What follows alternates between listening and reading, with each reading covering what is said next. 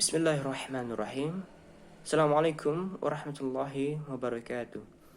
Perkenalkan, nama saya Rafli Al-Kausar.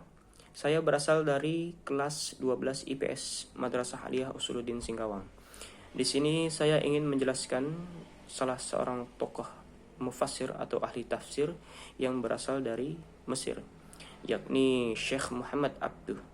Syekh Muhammad Abduh memiliki nama lengkap Muhammad bin Abduh bin Hasan Khairullah. Ia dilahirkan di desa Mahallat, Nasr di Al-Bukhairah, Mesir. Ayahnya Abduh bin Hasan Khairullah adalah keturunan bangsa Turki, sedangkan ibunya Junainah binti Uthman adalah merupakan silsilah keturunan pemimpin besar yaitu Umar bin Khattab.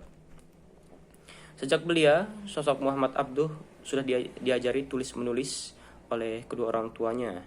Ia mampu menyelesaikan hafalan Al-Quran pada usia 12 tahun. Ketika umur 13 tahun, Muhammad Abduh dibawa ke Tanta untuk belajar di masjid yang bernama Ahmadi.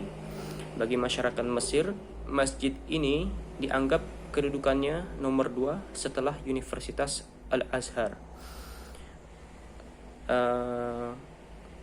Metode pelajaran di Masjid Al-Ahmadi didominasi hafalan. Hal ini membuat Syekh Muhammad Abduh merasa tidak puas dan frustasi. Alhasil, dia meninggalkan masjid ini dan bertekad untuk tidak kembali lagi ke kehidupan akademis. Setelah beberapa waktu, Syekh Muhammad Abduh bertemu dengan pamannya yaitu Syekh Darwisi Al-Khadar, seorang guru tarekat Syadili.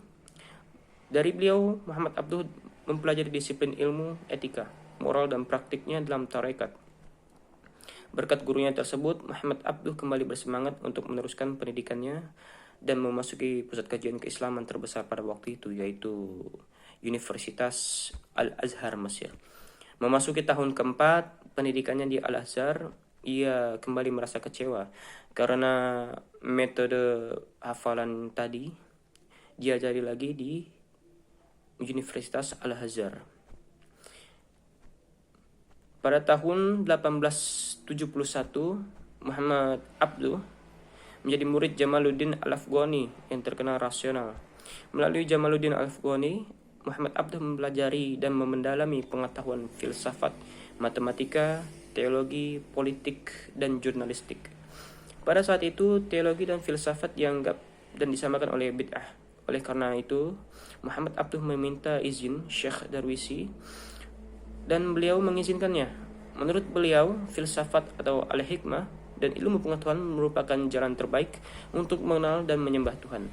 Setelah menyelesaikan pendidikannya di Al-Azhar, Muhammad Abduh mengajar di Al-Azhar, Darul Ulum, dan juga di rumahnya sendiri. Pada akhir tahun 1882, ia diasingkan ke Beirut, kemudian ke Paris karena turut serta memainkan peran penting dalam revolusi Urabi Pasha.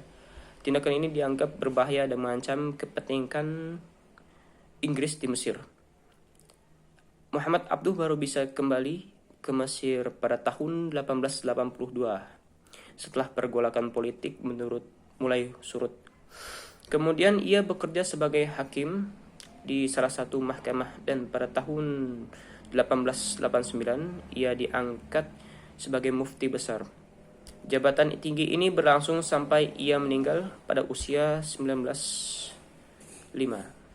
Muhammad Abduh meninggalkan banyak karya tulis yang sebagian besar merupakan artikel-artikel di surat kabar dan majalah.